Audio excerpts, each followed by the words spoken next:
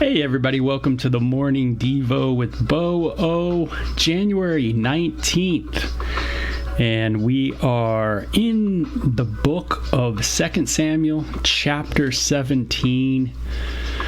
Pretty stoked about that for sure. King David, what a life. Crazy, unbelievable at times, that's for sure. But we get some good gems out of it as we open it up. Usually in the morning times from 9 o'clock. You could always check out the devotions at my YouTube channel, Bo Willette, and just dive into all the books that we've done.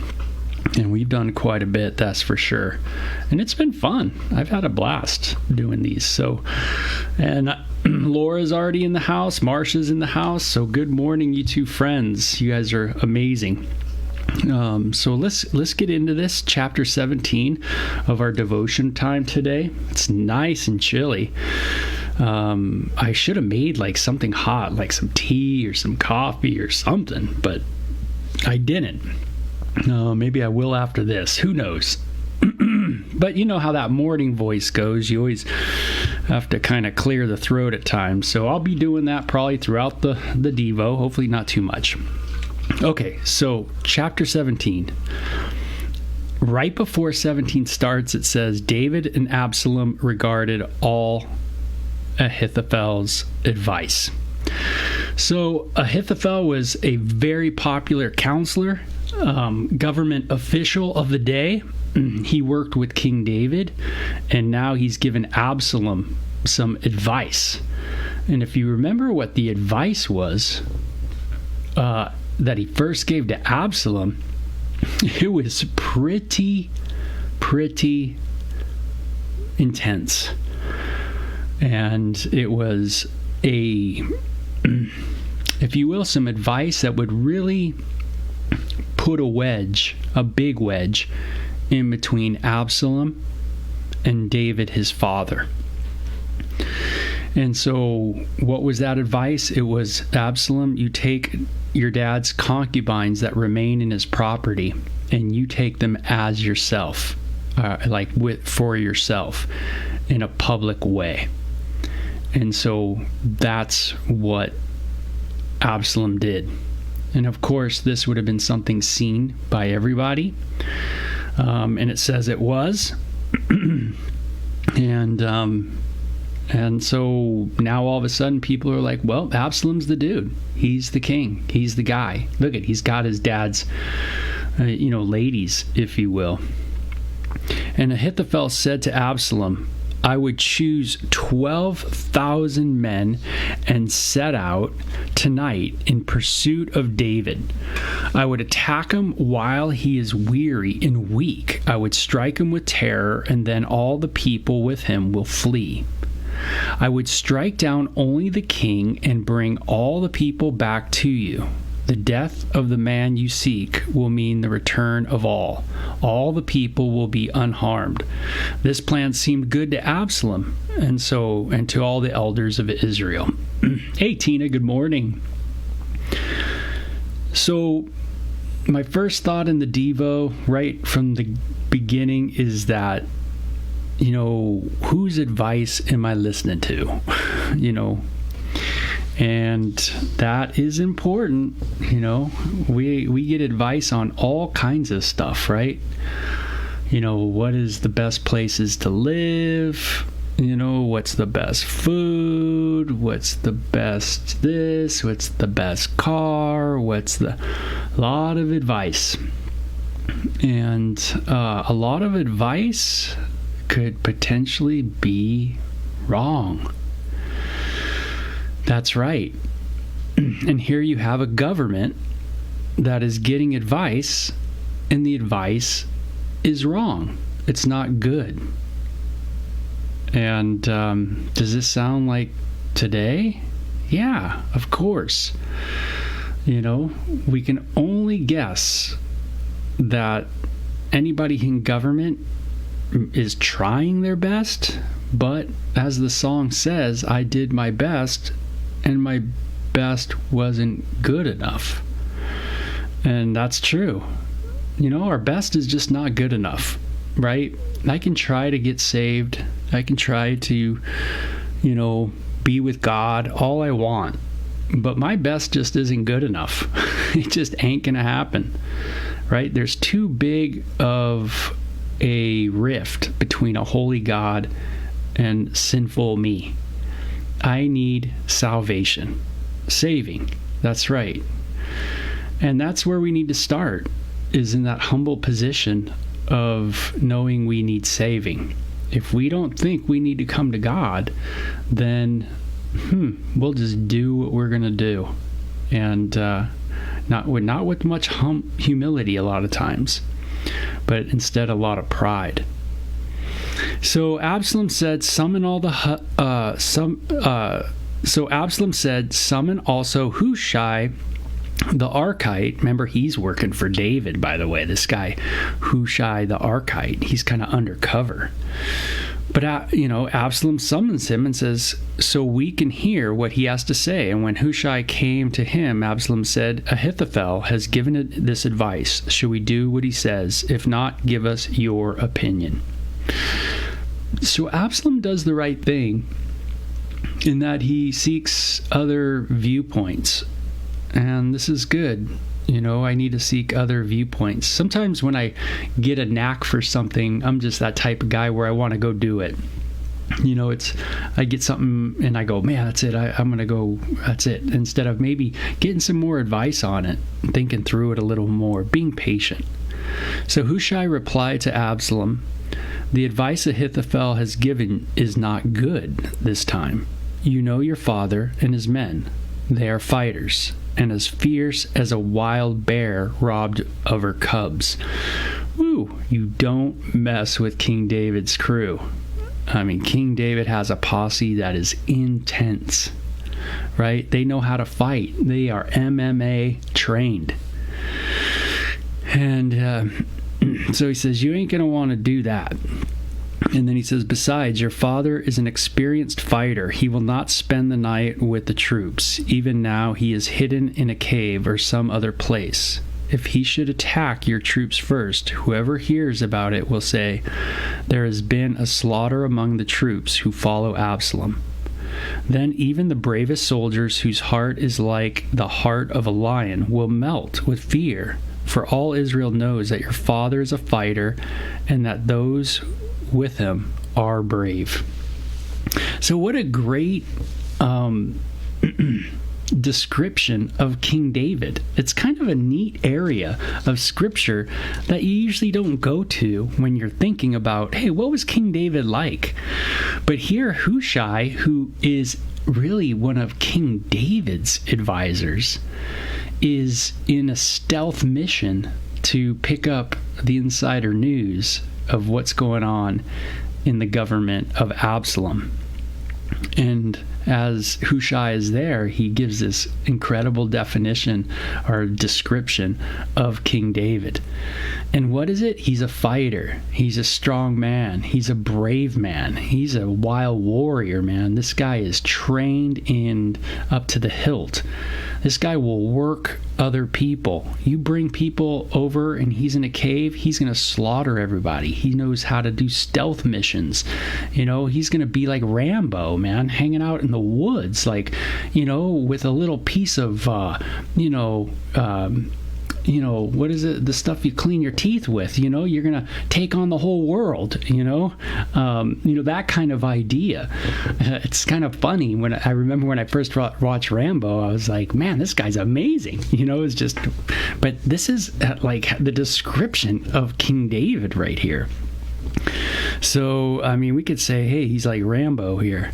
And it says, so I advise you, let all Israel from Dan to Beersheba, as numerous as the sand on the seashore, be gathered to you, with you yourselves leading them into battle.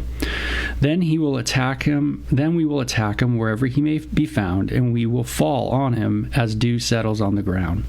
Neither he nor any of his men will be left alive. If he withdraws into the city, then all Israel will bring ropes to that city, and we will drag it down to the valley until not even a piece of it can be found. So Hushai gives different advice. Let's not just go get David. We got to do this in one big shot. We got to take out everybody. It's going to be intense. Absalom and all the men of Israel said, the advice of Hushai the Archite is better than that of Ahithophel, for the Lord has determined to frustrate the good advice of Ahithophel in order to bring disaster on Absalom. Hushai told Zadok. So Hushai now tells Zadok and Abiathar, the priest, Ahithophel has advised Absalom and the elders of Israel to do such and such, but I have advised them to do so and so. Now send a message immediately and tell David, do not spend the night at the fords in the desert. Cross over without fail, or the king and all the people with him will be swallowed up. So you can see what Hushai's doing. He's kind of doing this thing where he's saying, hey, Ahithophel said this, but I'm going to tell you this. And actually, David bites with what Hushai says. And so now Hushai is going to go back to David and said, hey, I told him this advice, and he said, yeah, I'm going to do it. So he's not going to listen to Ahithophel. He's going to listen to me. So, man, how crazy is this getting? And so Jonathan and Ahimaaz were staying at En Rogel, a servant girl was to go and inform them, and they were to go and tell King David, for they could not risk being seen entering the city. But a young man saw them and told Absalom. So the two of them left quickly and went to the house of the man in Baharim. He had a well in his courtyard, and they climbed down into it. His wife took a covering and spread it out over the opening of the well and scattered grain over it. No one knew anything about it. When Absalom's men came to the woman at the house, they asked, "Where did Ahimaaz and Jonathan? Where are they?" The woman answered them, "They crossed over the brook. The men searched but found no one, so they returned to Jerusalem." Oh, that's called a lie. It's like neat when you read those little areas, right? And you go, "Oh, isn't that a lie?" Yeah, it's a little fib, right? It reminds us of other fibs in the Bible.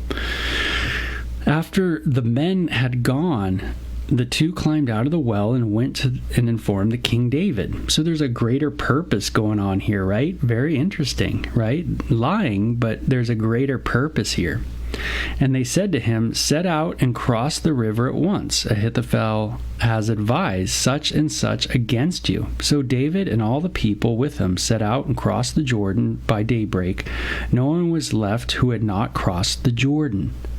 When Ahithophel saw that his advice had not been followed, he saddled his donkey and set out of his house in his hometown. He put his house in order and then hanged himself. So he died, and he was buried in his father's tomb. Is that hardcore or what?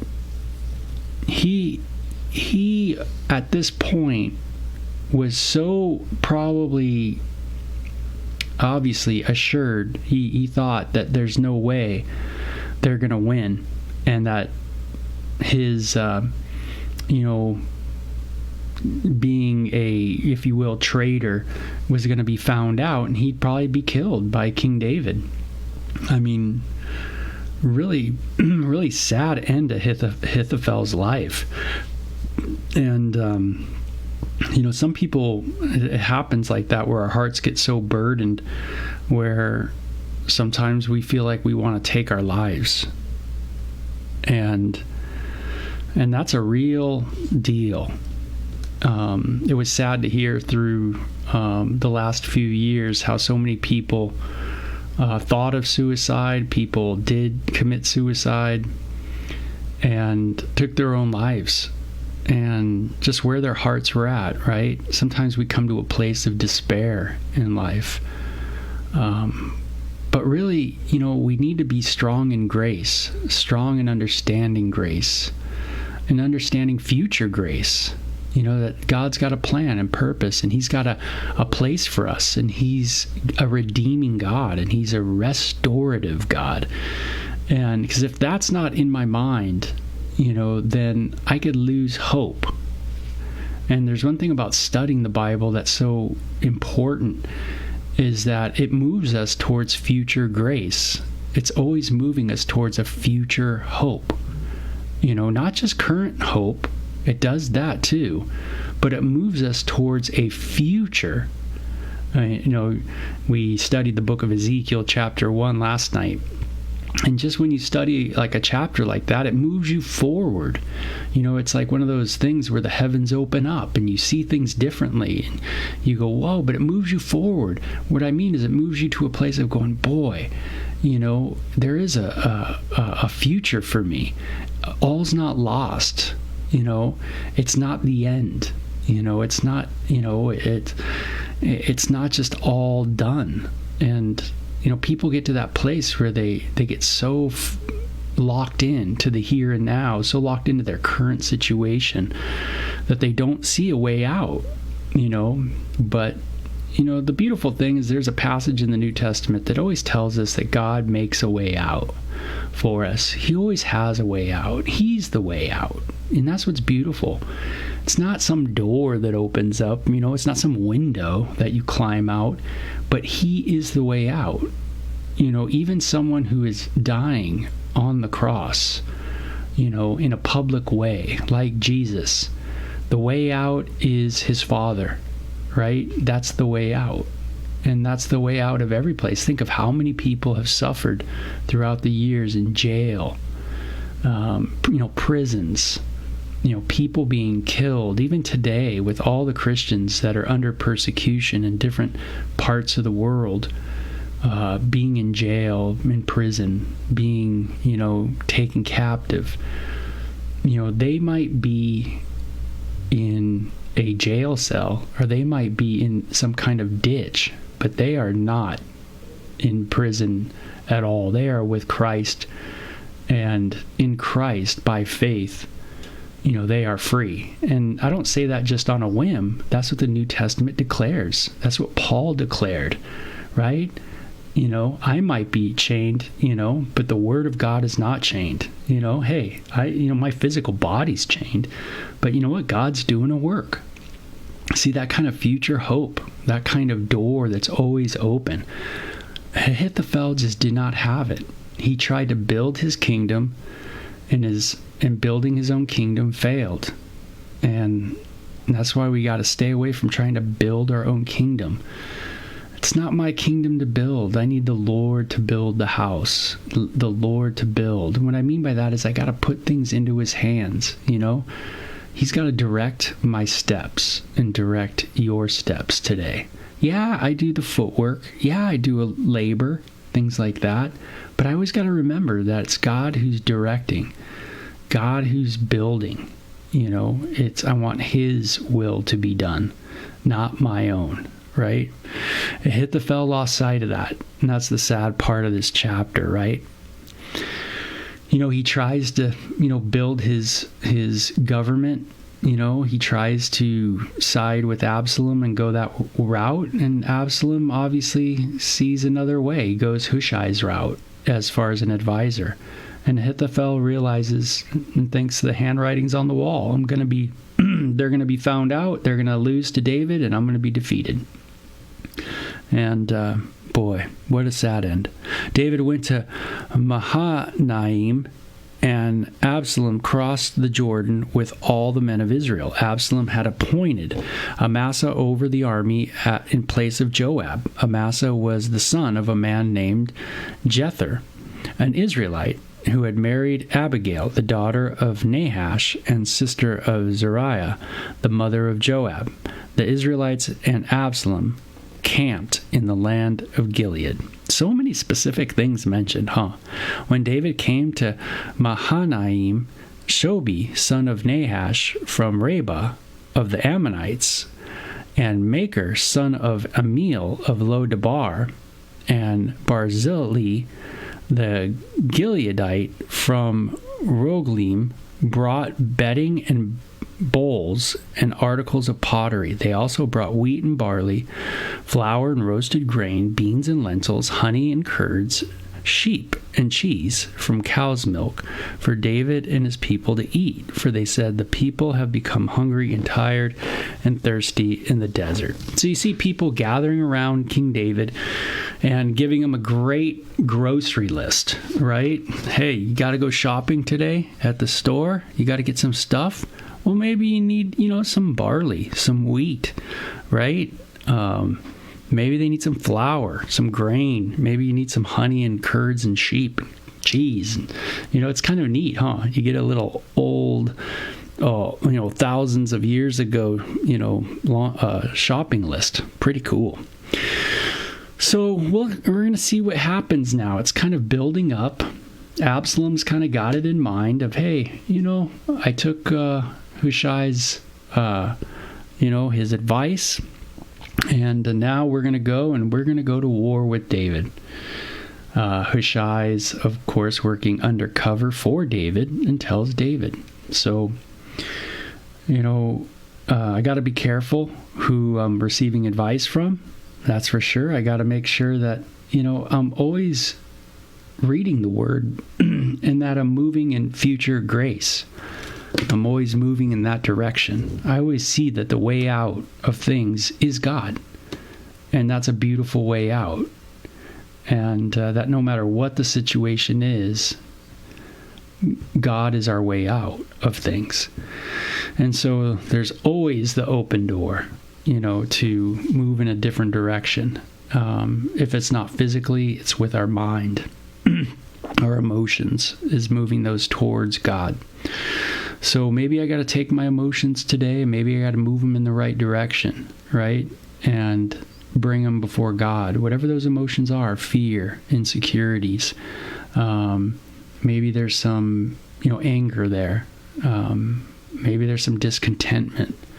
So maybe I got to take those things and I just got to say, God, look at these emotions and let me bring them before you and let you heal hearts and heal my heart and, touch me, but let me direct them towards you, because with you, there's a way out.